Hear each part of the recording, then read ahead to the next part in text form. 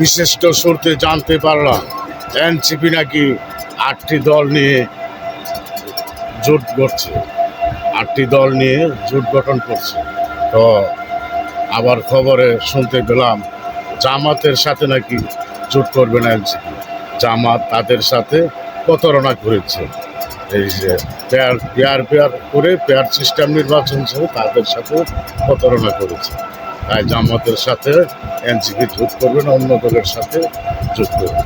যাক, ভালোই হয়েছে, এতদিনে এনসিপি বুঝতে পেরেছে যে জামাতের সাথে জোট করলে তাদের ভালো হবে না, তাই তাদের সঙ্গ ছেড়েছে।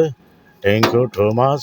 এনসিপি এগিয়ে যাক, তোমরা নির্বাচনের দিকে এগিয়ে যাও।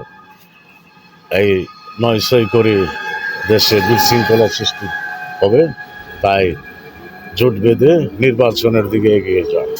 হ্যাঁ, নির্বাচনে অংশগ্রহণ করো। তোমরা তো আবার প্রতীক পাও নাই, প্রতীক নেওয়ার চেষ্টা করো। হ্যাঁ, 8 দলে জোট বেঁধে তোমরা প্রতীক নাও, প্রতীক নিয়ে নির্বাচন করো, নির্বাচনের দিকে এগিয়ে যাও।